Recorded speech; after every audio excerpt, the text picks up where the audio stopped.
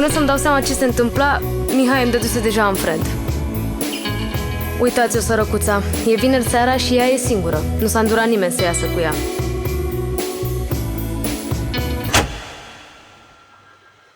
Acum o să vă dau un sfat de pe net. Dacă vreodată vedeți pe cineva care stă singur sau iese singur sau pur și simplu e singur, înseamnă că are zeci de mii de followeri. Și cu siguranță vorbește în același timp cu încă 5 online BFFs. Dar la ce trebuie realitate? Preferam oricând un tag într-o poză decât pe cineva care să mă plictisească la masă. E ok. Nu-i nimic. Oricum, prietenul online, la nevoie se cunoaște.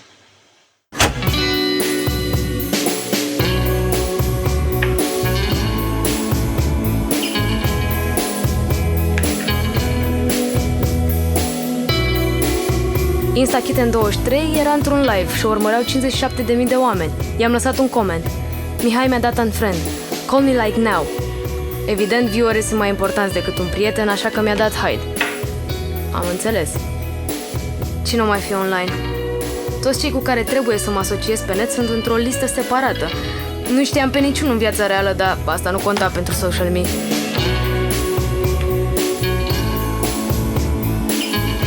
Da, bună!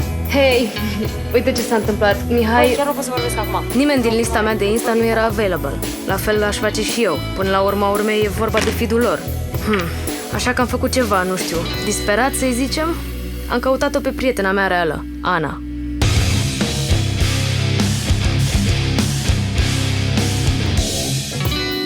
Ana era super ok așa, dar rămăsese cam în urmă cu followerii și dacă apăream cu ea, ce-ar fi zis asta despre mine? Hei, ce faci? Uite, mereu am vrut să te sun, dar gen tot timpul se întâmpla cât o dramă. Și apropo de drame, Mihai s-a despărțit de mine. O să vin la 6 la tine? Ok, deci la 6. Bine, pup! Doar nu credea că ce are ea de făcut e mai important decât problema mea. Trebuia să rezolv cu unfriend-ul. Nu mai postasem de 4 ore. Unfriend-ul lui Mihai însemna că nu mai pot să-i dau tag în poze. Trebuia să fac ceva și repede. Parcă și vedeam în cap algoritmul scăzând. Nu, nope, no can do. Și Ana avea tot ce trebuie pentru un post de succes. Reuniune cu un prieten pierdut, e frumușică. Puteam să fake-uiez niște emoție. Merge.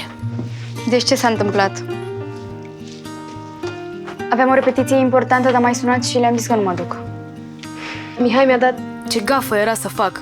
Mi-am adus totuși aminte atunci că pentru oamenii normali un unfriend nu era mare chestie.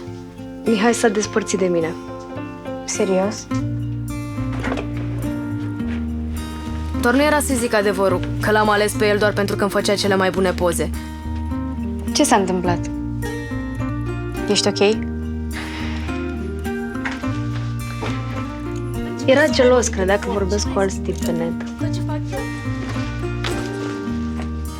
Păi și vorbeai? Da, logic, dar doar pentru like-uri. Știi și tu cum e. Nu, de fapt, nu știu. Ups, de fiecare dată când vorbeam cu cineva normal, trebuia să mă controlez puțin. Și povesteam ca și cum despărțirea era cea mai gravă chestie ever. Nu te cred. Ocolind total faza cu unfriend-ul. Nu era prima dată când mă prefăceam. Eram brici. Chiar faci mișto de... Dar în tot timpul ăsta eu mă gândeam ce poze să fac. Începea să nu mai conteze că Ana nu avea followeri, eram în criză de timp și postări. Așa că mi-am încălcat regula numărul 4.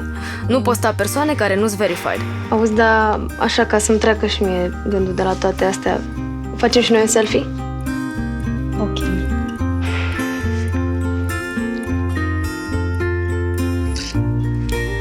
Ah, ce cute a ieșit! Uite, fii atentă. Uite-te la asta. Și cred că putem să facem mai bine. Uite, știu, cu niște pudră, că îți lucești un pic fața. Păi, dar n-ai zis că sunt cute? Credeam că mi-ieșisem din mână, dar acum eram iar în largul meu. De Ana nu puteam să zic același lucru.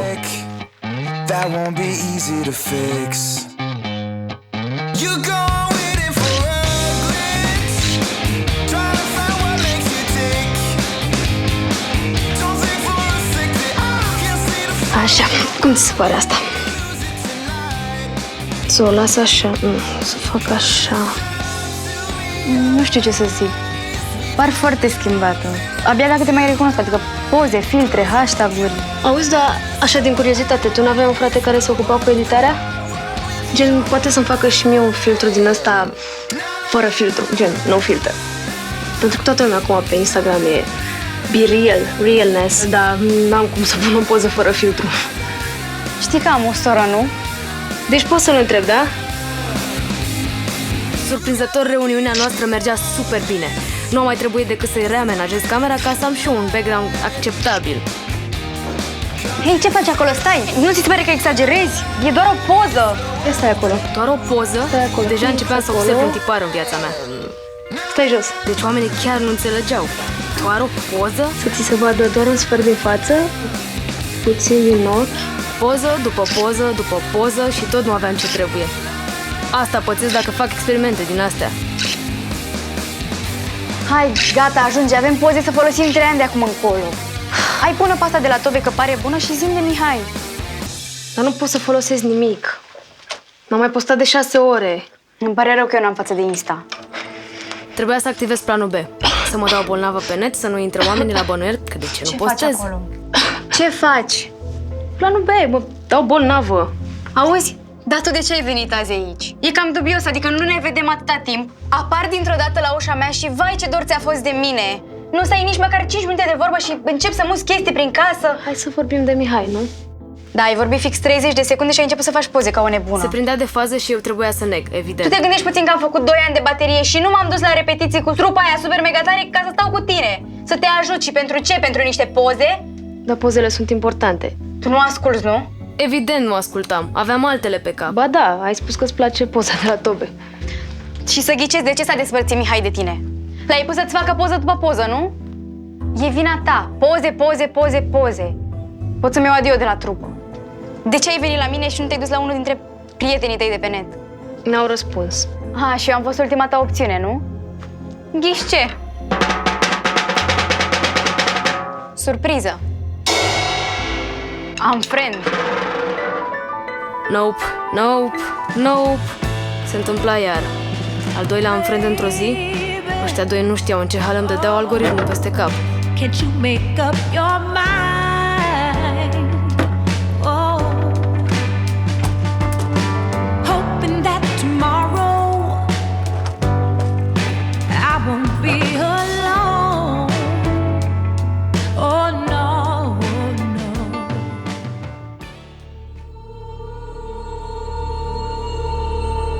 Ăștia doi s-au combinat?